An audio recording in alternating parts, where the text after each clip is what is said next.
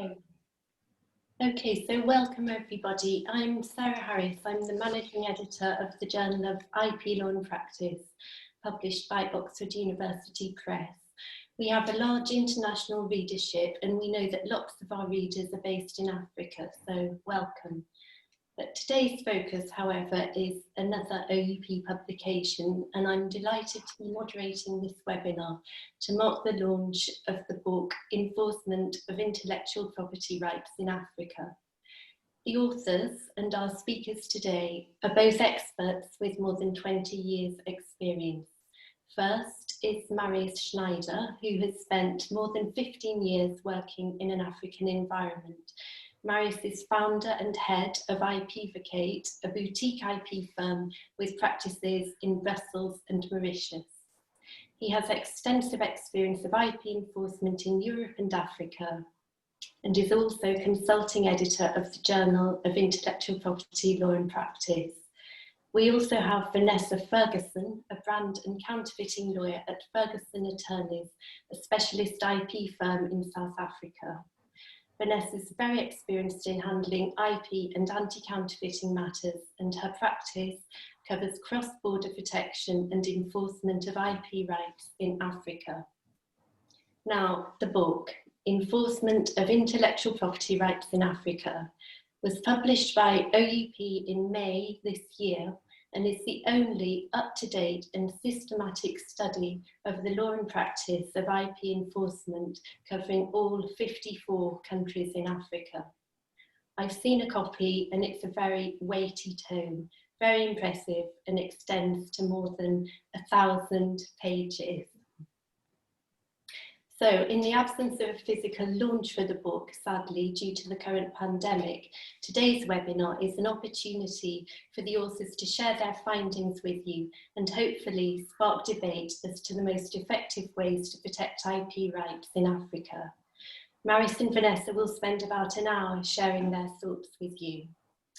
Before I hand over to them, I need to mention a couple of housekeeping matters. The webinar will be recorded, is being recorded. Please could participants mute your mics and cameras for the duration. We do welcome questions, so please put them in the chat box for Vanessa and Marius to answer at the end. Now, I'd like to ask Vanessa to begin, please, with a brief introduction to the continent and Africa's economic outlook. Vanessa. Thanks, Sarah. Looking at our audience today, and some of this information, especially to our African counterparts and colleagues who are today, might be known to them, but we want to focus it on from a point of view in giving information to brand holders who are attending and might not necessarily have the information. So I just take it from that perspective. We will be covering, in looking at Africa, the first thing that we need to acknowledge is that Africa is definitely a continent with exciting opportunities for both international businesses and brand holders, as well as local businesses in Africa who are looking at expanding their businesses into other territories. In the last few years, we've seen a definite increase in the investment in the African marketplace. And the majority of this is the increase for demand for international brands, products, services, and retail outlets, which are now cropping up all over Africa, which is really exciting. Before we go into the general perspectives and prospects available, I just wanted to deal with the top economies, just identifying those main economies that investors are looking into. The background that each and every African country has something unique and specific to provide. But if we're looking at it generally based on the nominal GDP, which are mostly fueled by government's adoption of policies to energize markets and to reduce the poverty rates, we've got main 10 economies in Africa. So Nigeria definitely dominates the Western African economy. South Africa, still the main economy in Southern Africa. Egypt, Algeria, Sudan, and Morocco, very important for Northern Africa, and Ethiopia, Kenya, and Tanzania are being the most important economic hubs of East Africa. Yes, thank you, Vanessa. So this brief overview, we have to quickly look at the prospects of the African continent. I mean, The Economist, as probably most of you know, has said Africa is rising, and I definitely think that is true. Actually, that is reflected in the steady GDP growth of the African economies, which do constantly outpace the global average. So that makes Africa really an interesting investment target for, corporations wanting to invest in the continent. Now, Africa has a very young and growing population, mainly living in cities now. The cities are growing rapidly. And this young and urban population likes, and upcoming middle class, if I may so, in Africa, likes to spend the money they earn on branded products. Actually, African consumers are really brand savvy. And this is the reason why, so many international companies have now moved into Africa, and why also so many fast-moving consumer goods companies are present on the continent. Actually, 70% of the 50 largest fast-moving consumer companies are now present on the African market. And the African consumer spending is constantly rising and is expected to reach 2.5 trillion US dollars by 2030.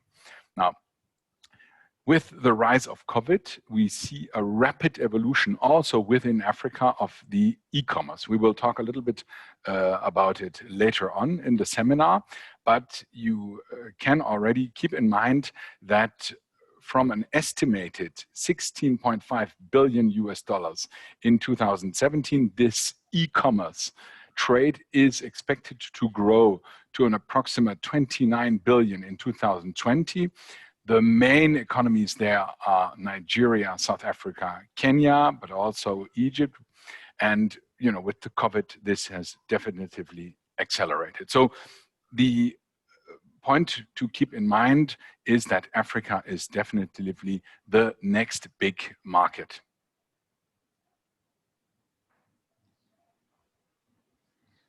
Part of the aspect on looking at... Yeah, here we go. We're ahead of ourselves, yeah? There we go. Part of the aspect of looking at the prospects is really getting an idea as to who's trading with Africa, both on an import and export basis. China is definitely still the major business partner, trading partner with Africa, and surpassed the USA in 2009 to be the leading main trading partner in Africa. Chinese, and I think we can't ignore the investment that China has made in Africa, positive steps that have been taken with that. Just looking at it from a point of view, 15 to 16% of sub-Saharan exports are from China, or destined for China, and the source of 14 to 21% of the region's imports. Other main importers or top exporters to Africa are France and United States of America, Germany and India. And the largest importers in Africa are South Africa, Egypt, Morocco, Algeria, and Nigeria. Thank you, Vanessa. That was great. We're now going to look at the enabling factors of counterfeiting and piracy in Africa. What factors allow for the easy availability of counterfeit and pirated goods on the continent? But first, I'd like to ask Marius to tell us more about the extent of the problem. Marius. Thank you very much, Sarah. Yes, so when one looks at the extent of the counterfeiting problem in Africa, one has to look at these really terrifying figures in relation to health and safety related products. 42% of the cases of substandard and falsified pharmaceuticals occur in Africa. That's more than on any other continent. And, I have to say we see rather dramatic cases in Africa. We have seen counterfeit vaccines. We have seen counterfeit snakebite anti-venom. So when somebody is bitten by a snake, it needs an antidote, and this counterfeit product did not contain the antidote, but only contained an analgesic. So actually, the patient dies without pain, which is just terrifying. And this is also one of the realities of Africa. So a lot of falsified pharmaceuticals.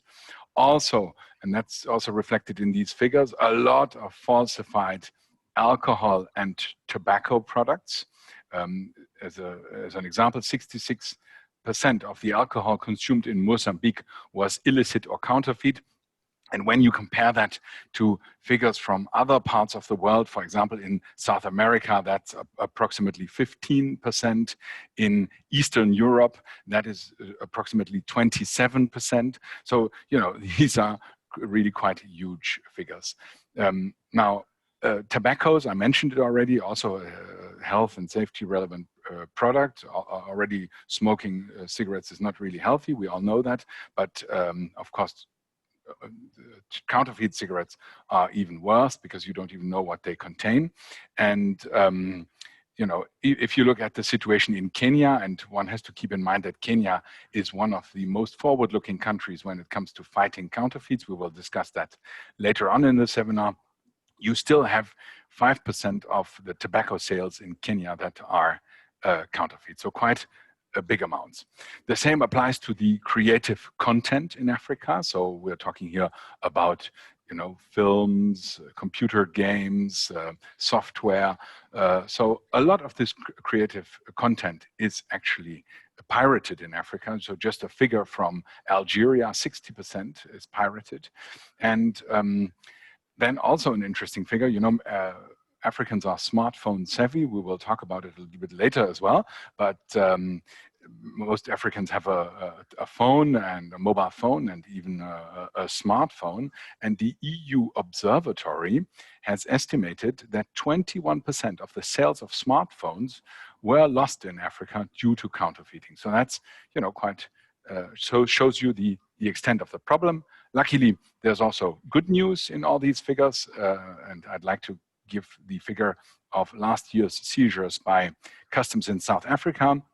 A total of 2.7 billion rands of counterfeit goods were seized by customs in South Africa, and that's of course also a positive figure to finish on. So the extent of the problem in a nutshell, there is a huge problem when it comes to dangerous products, be it automotive parts, be it medicine and health and safety related items, but of course also luxury products. But now let's quickly look at the enabling factors, and Vanessa will start to explain about the issue of porous borders. Thanks, Marius. I think an important aspect on the borders and looking at the fact that there are substantial amounts of countries in Africa which are landlocked and reliant on goods through ports in neighboring countries. So this definitely plays a huge part in the transfer of counterfeit goods cross-border.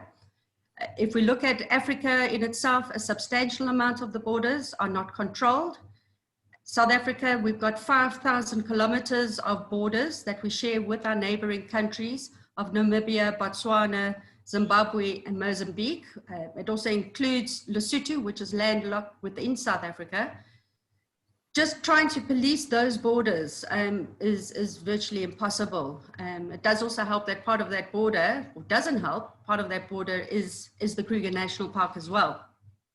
Security issues and looking at terrorism, we can't ignore those factors in Africa. We know it plays a part. Unfortunately, there's still a lot of unrest that plays itself out. We've seen this specifically with regards to the Nigeria-Cameroon border. Cameroon, the majority of goods enter Cameroon through this border, and then through that are then disseminated into Central Africa. I think one of my favorite points that I always point out to brand holders is the role that the informal trader plays in Africa. absolutely important part of the African economy, which is largely informal in nature, and it results in a lot of small consignment of goods which are crossing borders. Obviously, majority of these are not inspected, and it also increases the capacity at the borders for inspections as well. Another common strategy that we find based on the factor of the porous borders is the informal or diversion of goods. We would see it from a point of view where goods that are intentionally destined for a marketplace such as South Africa will be labeled as goods in transit, identified to be going through Zambia, and we all know very well that these goods will never find their way to Zambia, but are rather rerouted through the country. Another aspect that really comes to play in counterfeiting and the increase of counterfeiting goods is the rerouting of goods through neighboring ports. Durban is definitely a major port, and if we look at Dar es Salaam, etc., there's major ports where they know that inspections will take place. And what will normally happen is these goods will be diverted to neighboring territories where the customs controls aren't as strict as where the goods are destined to be found. East Africa, we find this a lot, where the goods are identified as being for the DRC market, but ultimately they find their way or will end up in the Kenyan, Ugandan, and Tanzanian markets.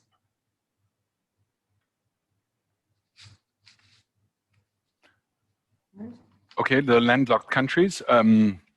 So interesting, you see here on the map, we have marked in yellow the landlocked countries. And of course, the transit to these landlocked countries is also an issue. I mean, Vanessa has already mentioned the problem of transit. So all traffic going to these landlocked countries is actually goods in transit through other countries that have access to the sea.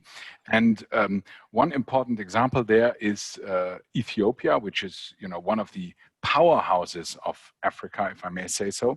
Ethiopia, all the goods that come into Ethiopia by sea have to go through Djibouti. So it is really important for a strategy, and we'll talk about that a little bit later as well, a strategy for right holders to protect their trademarks and their IP rights also in the transit country of Djibouti, because this is the route that the goods come into Ethiopia, for example. Djibouti, also interesting information, is one of the endpoints of the Chinese Silk Road and one of the entry ports of Chinese goods into Africa. So that is really important to keep in mind. And why is that so? Because Djibouti is about to build one of the biggest free trade zones in Africa. And that takes us straight to our next subject, enabling factors of counterfeiting in Africa, and that is free trade zones. Most of you know what a free trade zone is. Free trade zones are lightly regulated zones that are aimed to facilitate transformation, repackaging of goods. And who says goods, unfortunately also very often says counterfeit goods. And so very often these lightly regulated zones with very little surveillance by the national authorities are abused by counterfeiters to repackage and re-expedite counterfeit goods from that free trade zone. That is proven by a 2018 study of the EU IPO and the OECD that has come to the conclusion that one additional free trade zone within a given economy increases counterfeit by nearly 6%. If you keep that in mind, and if you keep in mind that 31 African states have at least one free trade zones, well, then you understand the extent of the problem of these free trade zones. And as I already said, Djibouti is building the largest free trade zone in Africa, and the illustration here is to show you a picture of that zone that is developed there. Vanessa, next problem, a serious problem in Africa, which we have to talk about. Yeah, corruption. I always say it's the elephant in the room that we don't like talking about because it is an uncomfortable subject, but definitely is something that we have to be aware of and take into account. Corruption and bribery, it's not just an African thing. We know it exists all over, but sadly, the levels of corruption and level of bribery in Africa are extremely high. I just want to point out here, the corruption is not in respect of all customs officials and all government officials who support and assist the actions that we take. I can just say from my experience over the past 20 years, we have got an excellent team who are hugely committed to fighting this whole plight of anti-counterfeiting and infringement of IP rights. So please, in any respect, if we didn't have those members who are prepared to deal with it, we wouldn't be able to do what we have done. I've identified and we've focused on a few examples. I also want to say it's not specifically highlighting any countries, and I definitely don't want to offend any of my colleagues who I know are from some of the countries that are mentioned. I just wanted to point out some of the stats that are available in looking at it. Nigeria, the National Association of Nigerian Traders, evaluates at least 130 billion naira loss due to corruption along borders. Looking at a sub-Saharan African perspective and from my own territory, 17.3% of firms cite customs as one of the most serious constraints to business investment and one of the most corrupt government agencies. If we're looking at Cameroon, the Anti-Corruption Commission highlighted Cameroon Customs as the most corrupt agency in the country from 2010 to 2015. Hopefully this is changing. And just, I think in another point just to look at where corruption definitely plays a role is looking at it from an external and brand holder compliance perspective, where the laws and requirements of practitioners to comply with the anti-bribery and anti-corruption provisions is paramount to those operations. So we need to talk about the subject, we need to be aware of it and the role that it plays, and make sure that obviously everything that we do is in compliance with those laws. Yes, absolutely. And Vanessa, as you rightly said, we don't want to, point any fingers here. And we know that, there are customs officials in Africa who have paid with their life their fight against counterfeit products. So we really don't want to, name and shame anybody here. This is all facts that we found during the research for our book.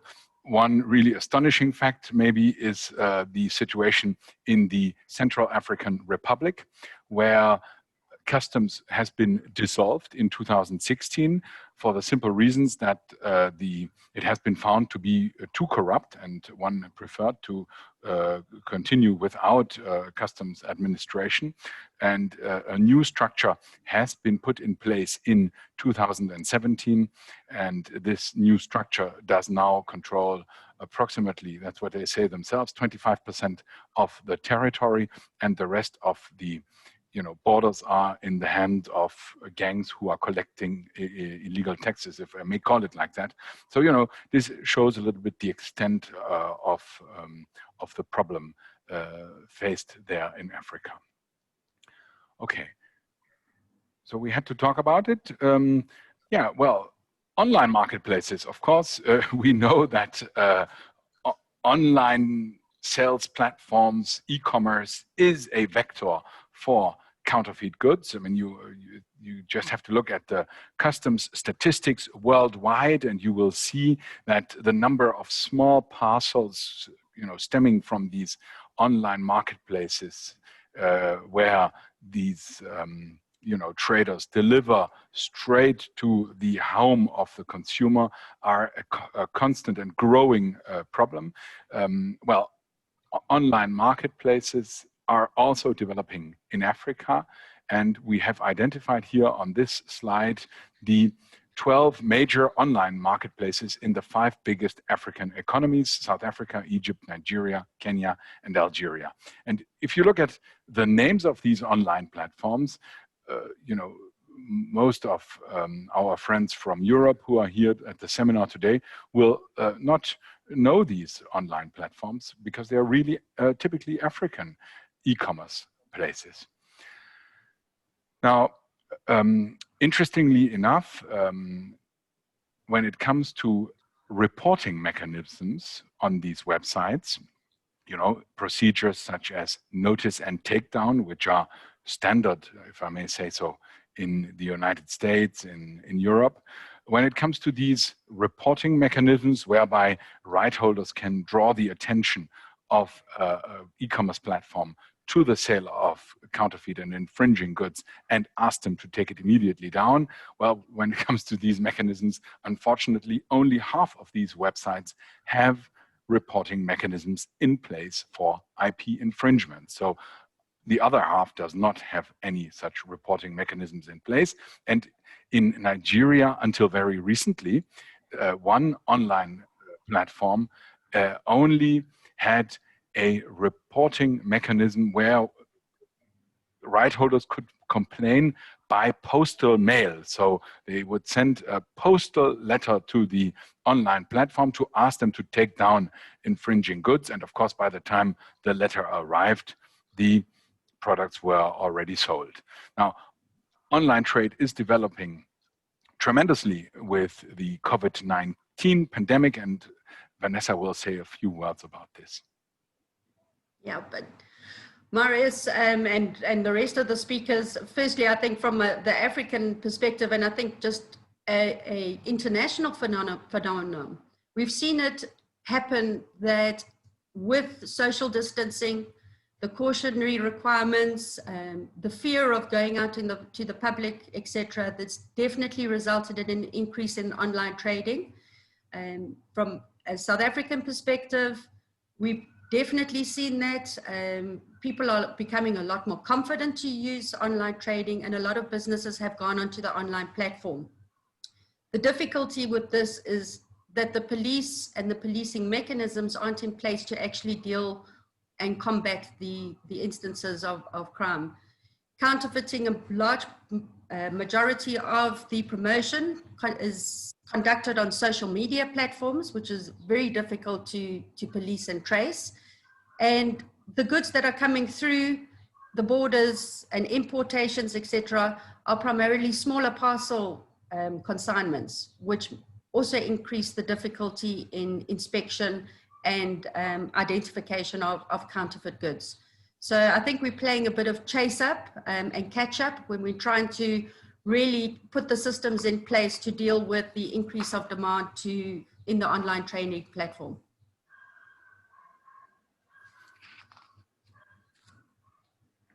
Oops, what's happening here? Sorry. Okay. Here you go.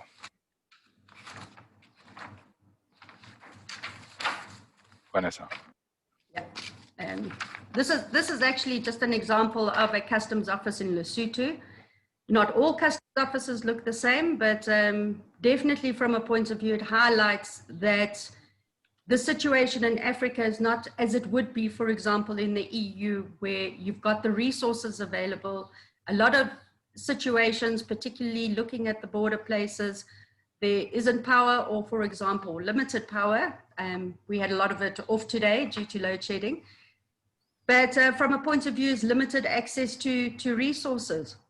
It may either be because of the poor economic situation, and sometimes, unfortunately, a disinterest of the government, which leads to the under-resourcing of customs and other policing functions in Africa. In Central Africa Republic, I just wanted to use as an example, it's under-resourced to such an extent that in some cases, basic resources such as paper and petrol are required for actions.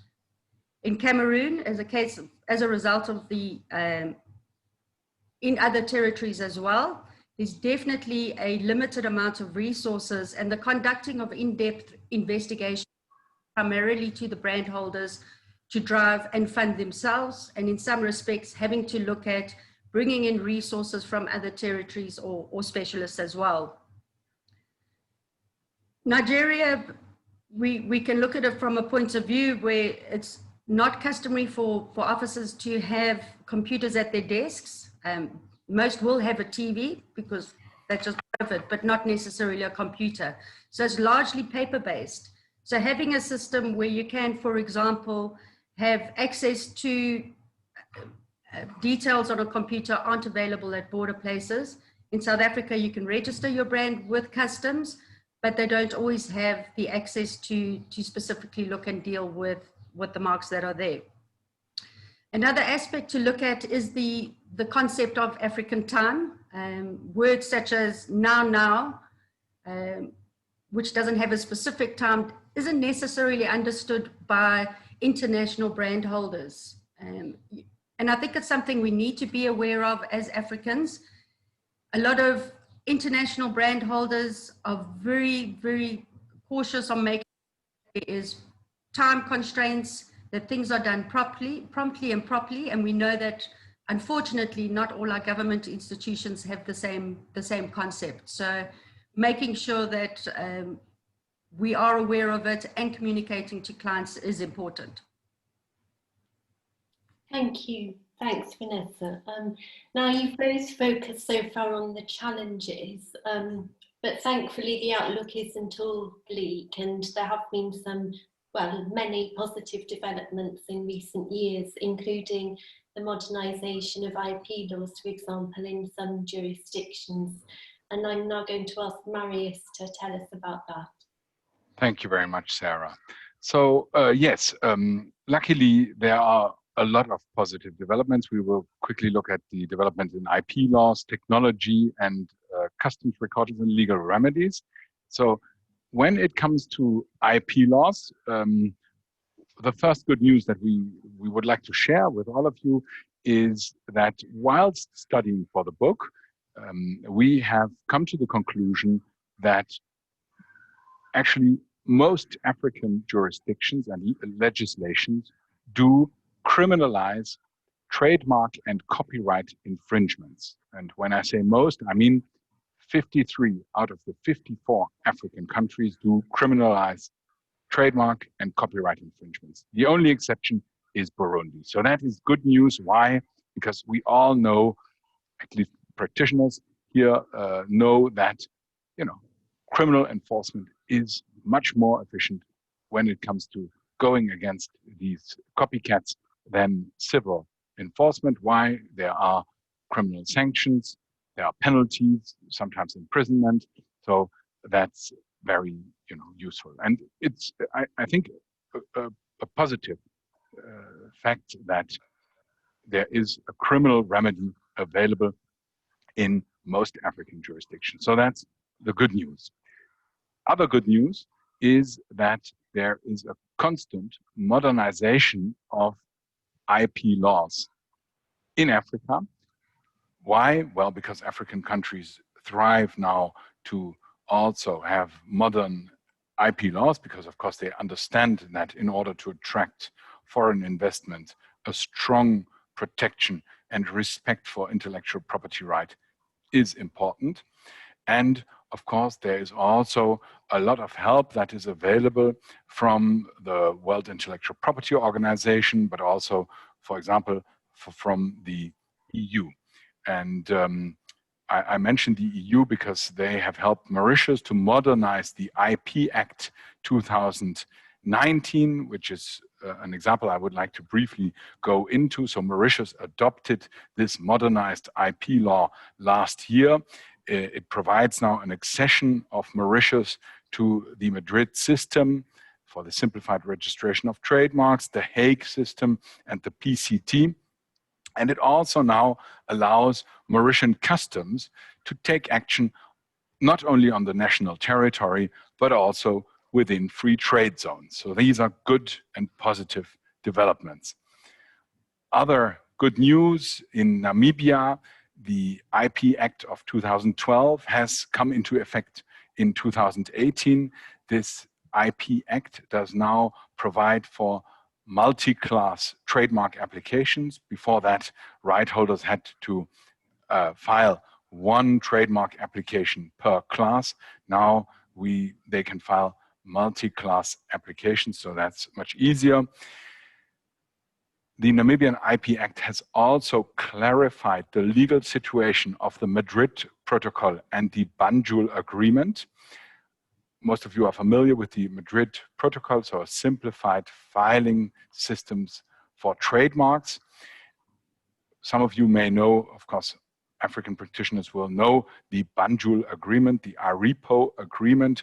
The ARIPO, if I may call it like that, is an African, East African mini Madrid, where a few East African, mainly Anglophone countries have joined together and provided for a simplified filing system where right holders can apply and pick and choose countries in which they want to obtain protection. So that is the Banjul Agreement. Well, both the Madrid Protocol and the Banjul Agreement are international treaties, and in common law countries, international treaties need to be domesticated to be applicable in the respective state.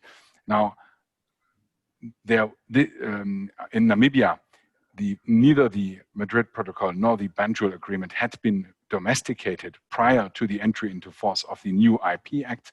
That is now in the case, and Madrid Protocol and ARIPO trademarks are now enforceable and in Namibia, and their situation has been clarified. So that's also great news.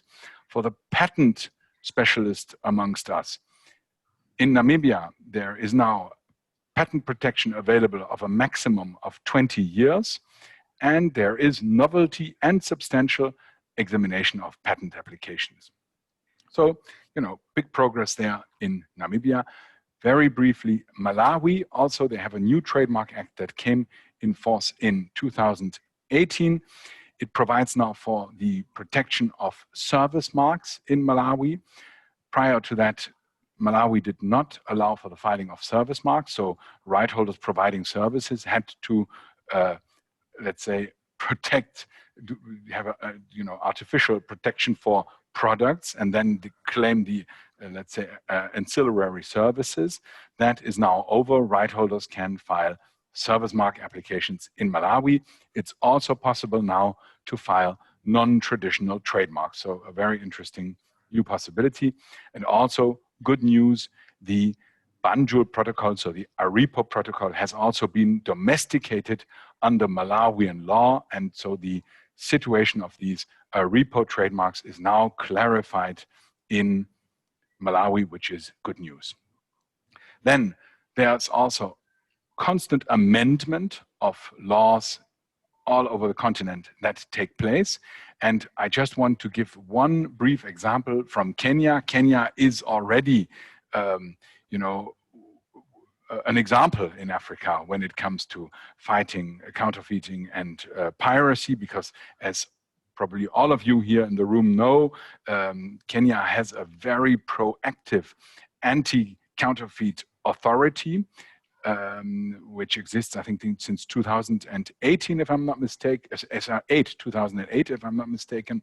And the powers of this authority have been further extended, and Kenya has now a law in place. It's not yet applicable, is my understanding, but a law has been adopted which provides for the mandatory recordal of all goods that are imported into Kenya when a trademark is applied to these goods. So international right holders will not only have to protect their trademarks in Kenya with the Kenyan Intellectual Property Office, the KIPI, but also with the Anti-Counterfeiting Authority. So that's a very forward-looking system, I think so, probably a world leading system, because I haven't encountered something like this anywhere else. And so this is really good news.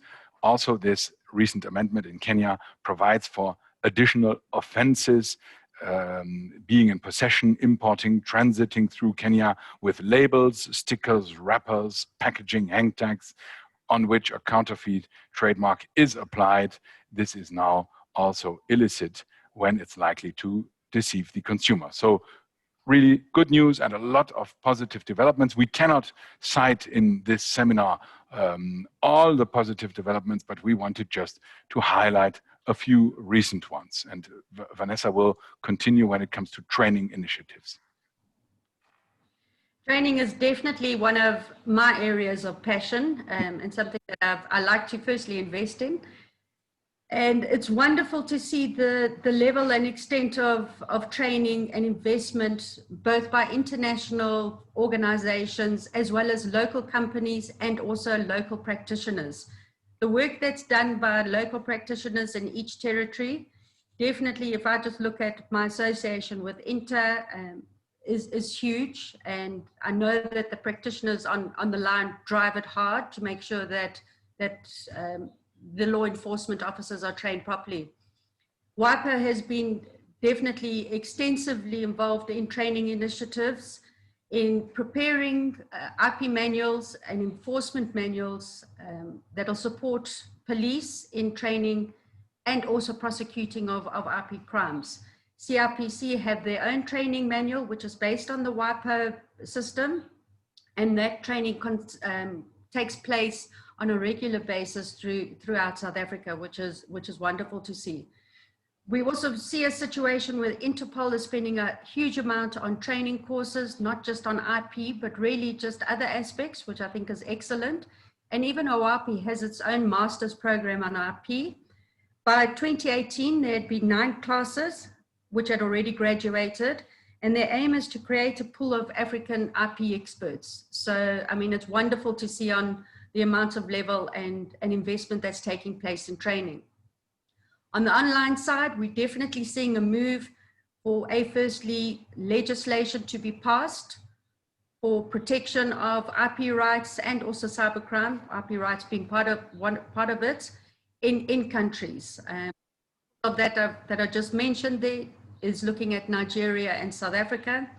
South Africa, we also have our own domain dispute resolution system with regards to .co.za domain names, where there can actually be a system similar to the ICANN system where you can lodge a complaint in respect of an abusive or offensive domain names. So a lot is being done. Last year, for example, there was a police seminar that was focused purely on cybercrime, which incorporated IP rights infringements, and really upskilling the workforce dealing with IP crimes online. So definitely, as Marius, as you said, we always look at the problems first, but there's a huge amount that's been done in Africa that definitely support proper actions. Thank you. Now, technological measures. Yeah, if you look internationally, it's always the computers is the tool of the trade. Well, in Africa, it's the phone. And in some cases, we'll find that people have more than one phone. It's not uncommon, for example, in Nigeria, to be dealing with an agent who says, well, phone me on one of my 3 numbers because it's dependent on availability of connectivity. So it makes sense that a lot of the technological measures and advances are based on mobile phones. 3/4 of Africans have mobile phones in Africa. 250 million have smartphones.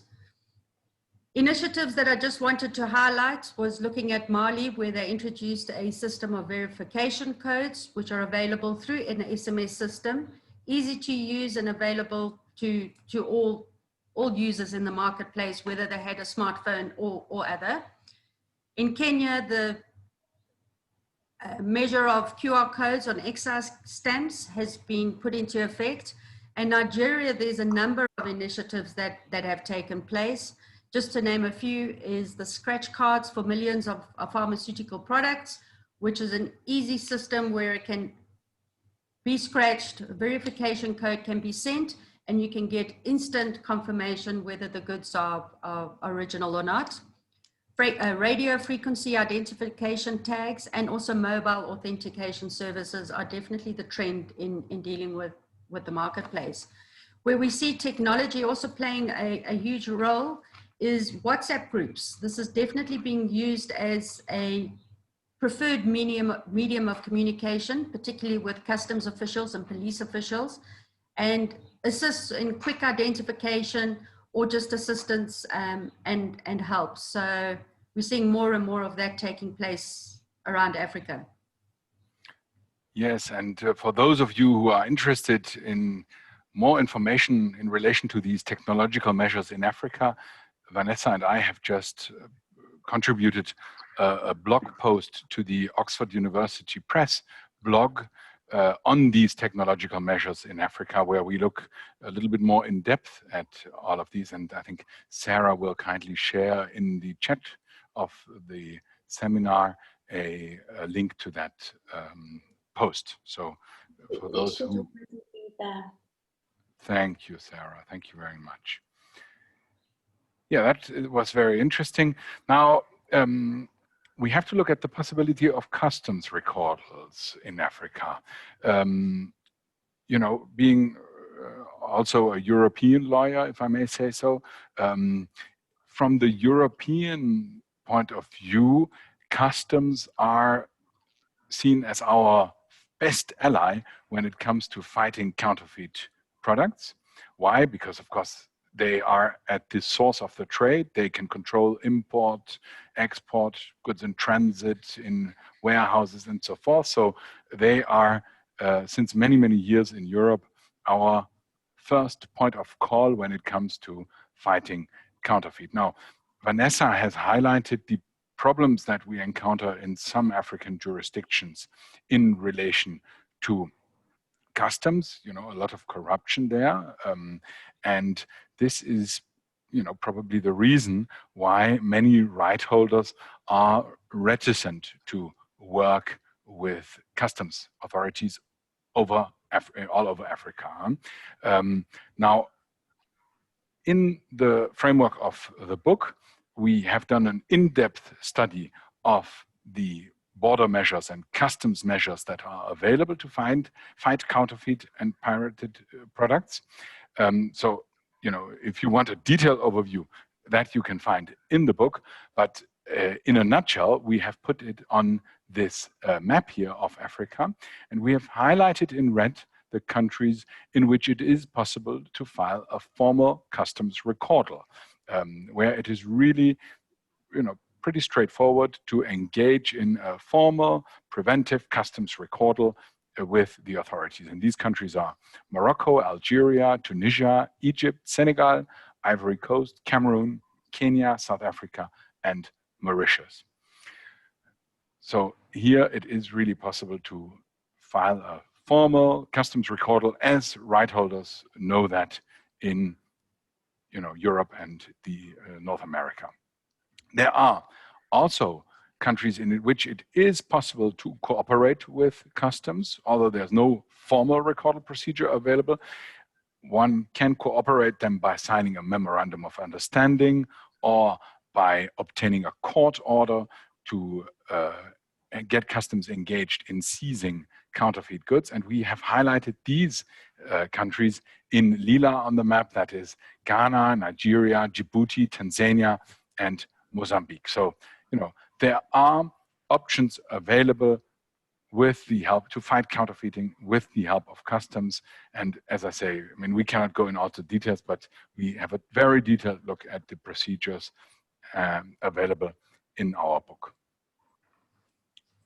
Now, when it comes to legal remedies, when it comes to enforcing IP rights through the courts, you have to understand, at least international right holders have to understand, that in Africa there is no such thing as specialized IP courts as we know them in Europe. In Europe, specialized IP courts are now mandatory, and that's really great, because you can get predictable, reliable decisions from judges, and that is very important for right holders, of course. Now, as I say, in Africa, there is, for the moment, no such thing as specialized IP courts, but I have to mention a very recent initiative in Kenya to introduce a specialized IP court system. So that's that would be, if it comes into effect, which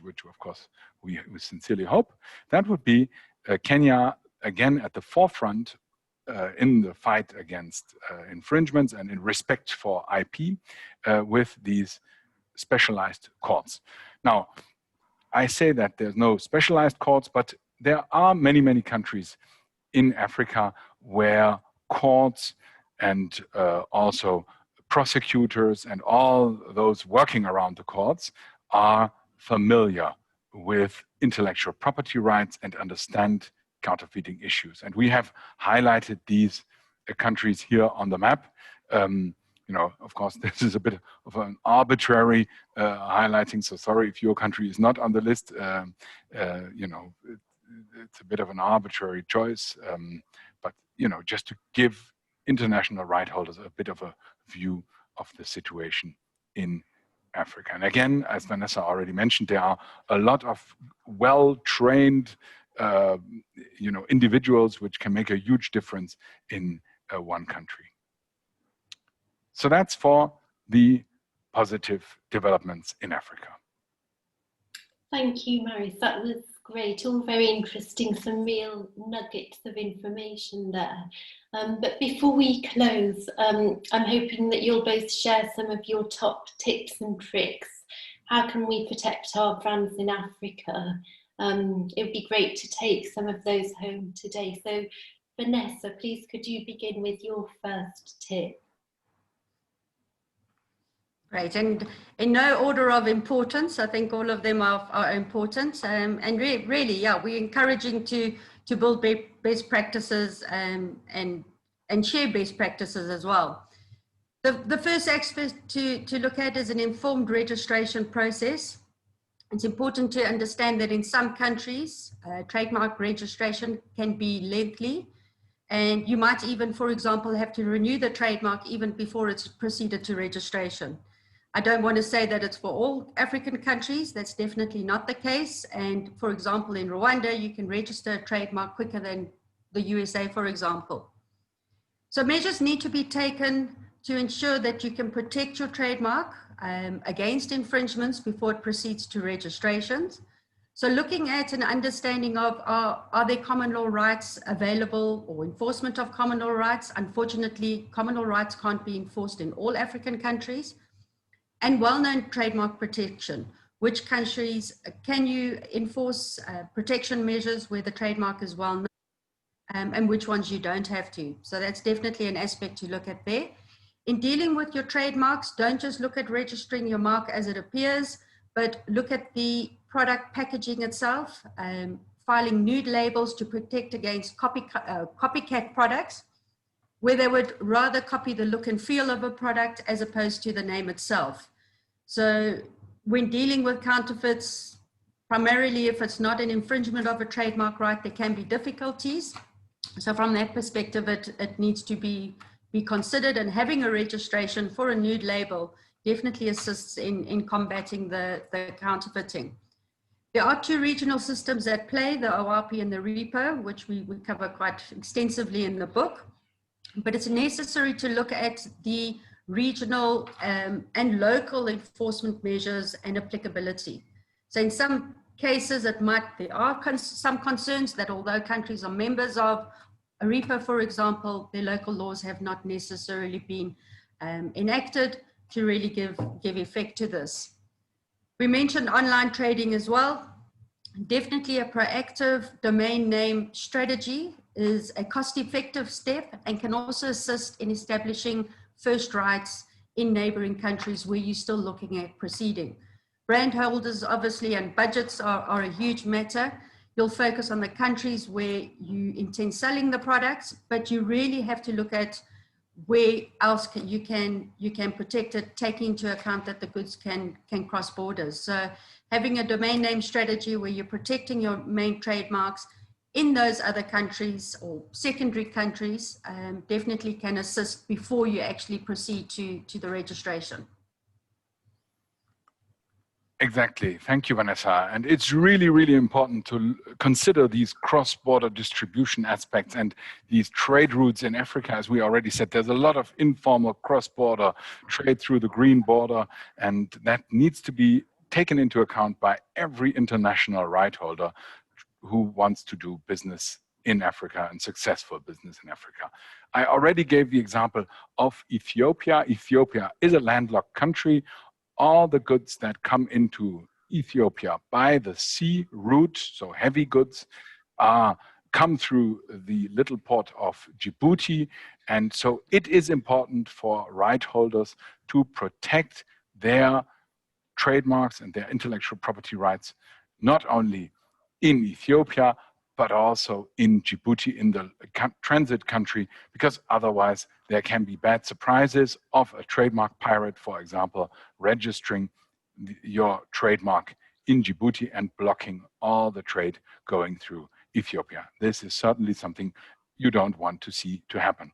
Another example of such cross-border distribution is Nigeria. We mentioned it. Nigeria is the #1 economy in Africa, but Nigerian ports are not the favorite choice of importers who want to bring goods into Nigeria.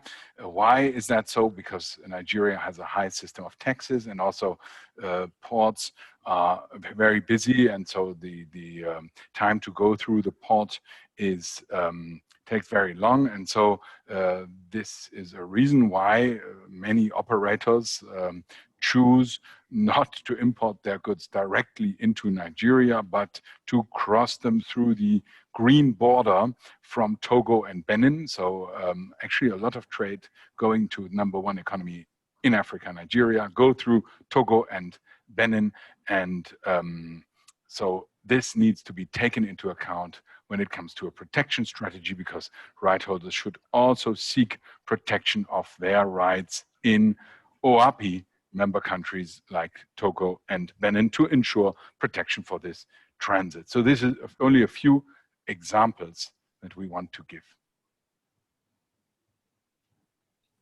It might seem a logical point, but sometimes not something we don't always look at in following up on the registration procedure.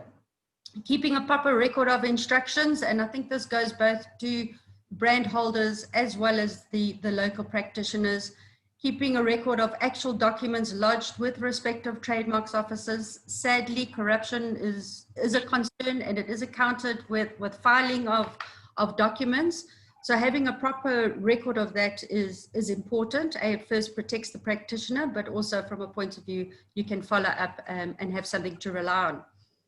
Another aspect in Africa, we do find it sometimes, especially when you're dealing with renewals, not all practitioners or people or attorneys dealing with IP rights, protection and enforcement are reputable or may, for example, disappear, and that's something that we definitely need to take into account. So when it comes to renewing a trademark, rather start the process sooner rather than later, just to make sure that the attorney is still operating if, for example, it's not a well-known practitioner.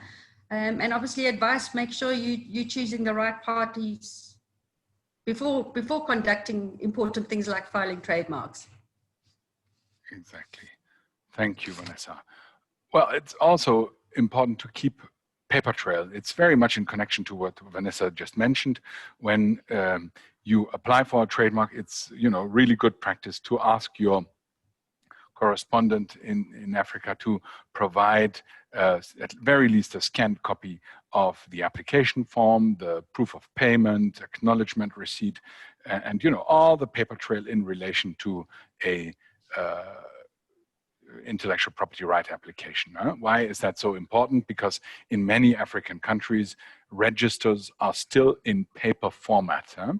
There's an increasing move to electronic registers, but there are many countries where you still have exclusive paper registers, which means that when you want to search a trademark, you have to go through the journals, the official journals, and which unfortunately also means that all this paper is, if I may say so, fragile, because it can be very easily perish in accidents like floodings, fires, civil unrest. And unfortunately, all these things have already happened in Africa, that all or part of the register was destroyed due to such incidents, or that paper files went missing.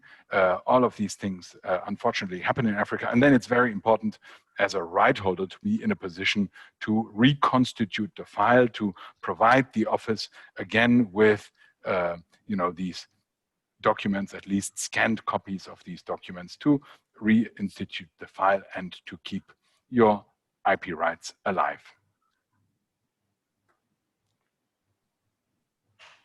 Yeah, and use requirements, definitely keeping a tab on what marks have been used and when they are liable to cancellation based on non-use. The period differs from country to country. It's usually in the region of about 3 to 5 years. If you haven't used your trademark after that period, after registration, it is vulnerable to cancellation. We do have some protection of well-known trademarks in some territories, which definitely assists because you cannot necessarily then cancel a well-known trademark, but this differs from country to country. Other informed strategies that you can look at is defensive registration of trademarks, which is available in countries such as Kenya, Nigeria, Uganda, Zimbabwe, Zambia, and Seychelles. Recordal of licensees definitely assists in supporting the bona fide or the use element when it comes down to proving the use that's been made of the mark by a licensee. So where, for example, a licensee is recorded against that trademark registration as a registered user, any of the use of the mark made by that licensee already inures to the benefit of the brand holder. So that's definitely a good aspect. Something which is usually not thought of and definitely can assist is looking at copyright. Don't forget on having the documentation or evidence that can be relied on in support of proving artistic works or logos, specifically in a case where your trademark might be challenged on the basis of non-use, that you can at least rely on the copyright aspects as well. So having that evidence is important. A lot of the time we do waste some time in trying to really establish the subsistence of copyright and ownership. So making sure your house is in order right up front definitely helps. Thank you, Vanessa. Yes, then we have to talk about the problem of trademark trolls. You have to be cautious about these trademark trolls. Unfortunately, there are people in Africa who are looking to make a quick dime and who do not hesitate to go ahead and register international well-known brands in their own name and then try to make a quick dollar by pressing money from these right holders. That is something that exists, if I may say so, the trademark version of the Nigerian email. Yeah, just to give you an example, we are currently busy with a case in Nigeria where a scammer, a trademark troll, went ahead and created a Nigerian company that takes over the name of a very well-known international brand owner.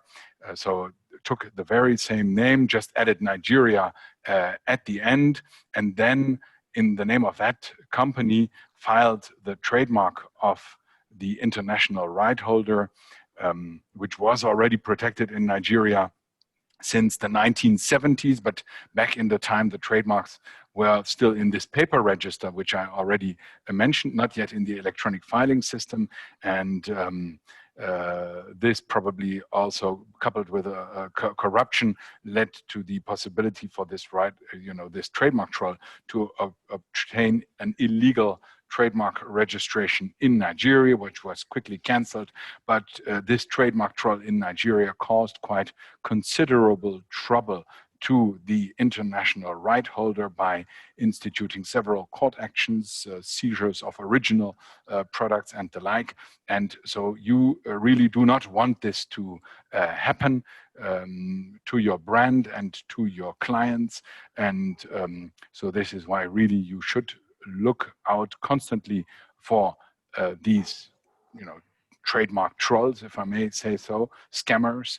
Of course, have a watch service in place, but also regularly check the registers. And when I say registers, I mean the trademark registers, but also company registers, domain name registers, and the like, to identify possible trademark trolls and stop them before they get a real nuisance. So that is really a quite important lesson. It's also important to keep a lookout and anticipate requests from enforcement agencies. This might be in some instances based on limited resources or that are available. It's not uncommon, for example, for a customs or police agency in some African countries to say, well, we'll do a raid for you, but you need to pay for the cars and the logistics, or for example, there's just a fee. Definitely when we're looking at transparency issues, we can't always comply with that.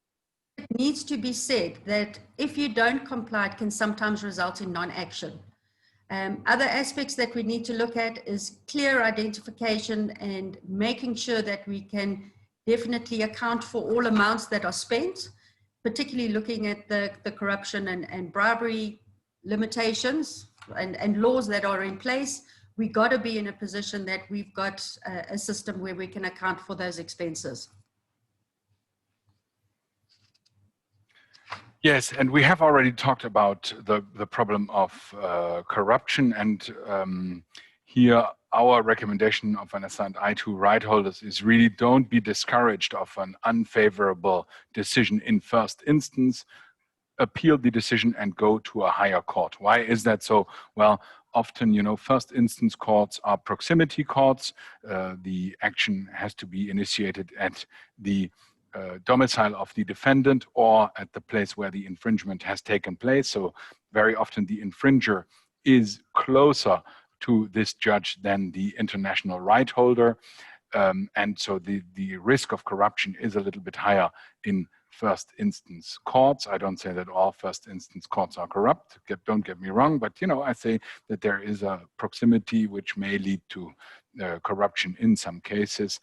But you know, when you appeal such an unfavorable decision, you come to the Court of Appeal, which is very often located in another city or in the capital city, and you also get probably more senior magistrates who look at the case, and probably also several magistrates who look at the matter.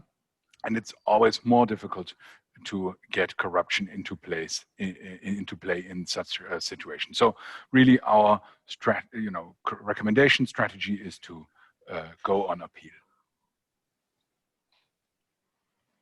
And I think just following on from the court procedures, it's necessary to have a long-term enforcement strategy that's in place.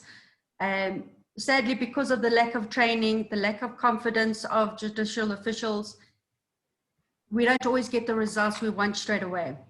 But by investing in the process and understanding that the more court cases that we are putting through a criminal court will firstly build the precedent base we need, but simultaneously really boost confidence and also the know-how of the that are dealing in the counterfeit goods. So yeah, in the beginning, you might not necessarily find, it might be frustrated by the fact that matters aren't being heard or dealt with. But my view is by committing to that enforcement strategy, we will reap the rewards in the long run.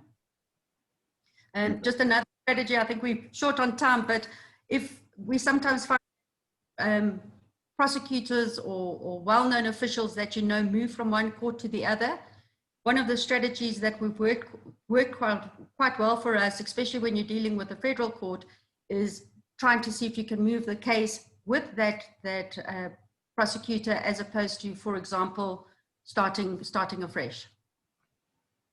Exactly, Vanessa. Thanks for sharing that tip. As I already said, in most African countries, actually in 53 out of the 54 African jurisdictions, it is possible to enforce trademarks and copyrights by criminal measures. So you should really keep that in mind. Consider criminal enforcement. Why? Because it's more deterrent. There's fines. There's a possibility of prison sentences and also ineligibility. And you know, this is really a deterrent to infringers. Cross-border focus, understanding where the goods are coming from and where they're going is of paramount importance. And so it's not just looking at it from a legal perspective, but looking at it from a logistic perspective as well, and also economic drivers. So for example, and Marius, the example of the goods coming into Nigeria through, for example, Togo, understanding where those goods are likely to firstly be stopped, that at least you can have a proactive step. So if you're aware of something coming into Nigeria, not, for example, just focusing there, but considering the neighboring ports of Togo and Benin, where those goods might be intercepted first. Exactly.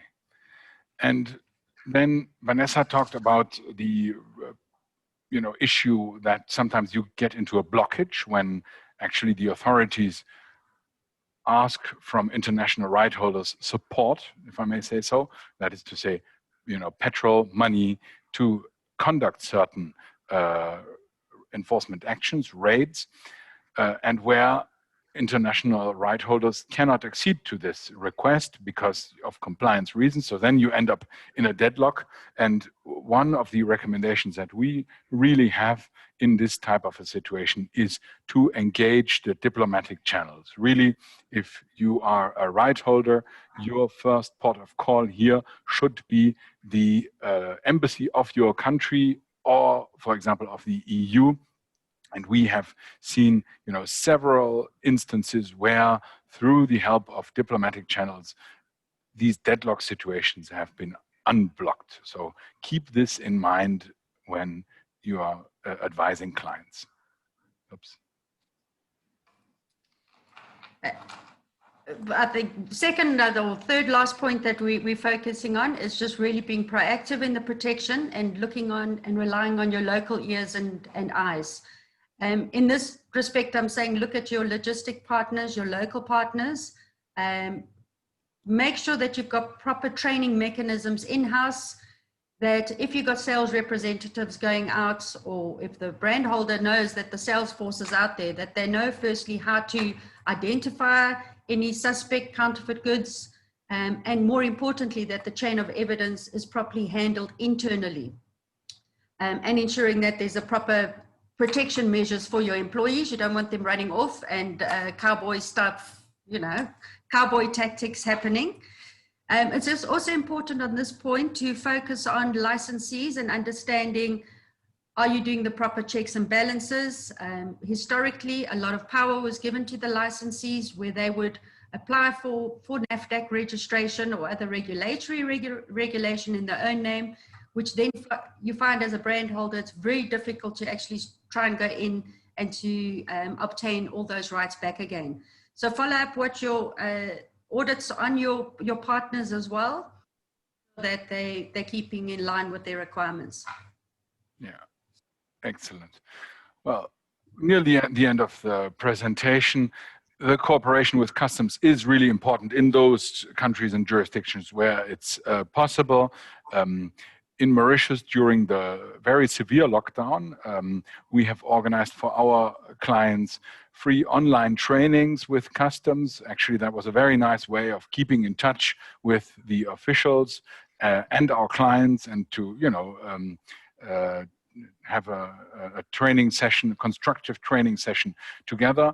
And only today and yesterday, we have organized such an online customs training with Mauritian Customs for INTA. I'm a Mauritian member of the Anti-Counterfeiting Committee, so we have organized that with Mauritian Customs. And really, when you get these initiatives going, you will notice that actually the authorities are quite happy to accede to such requests.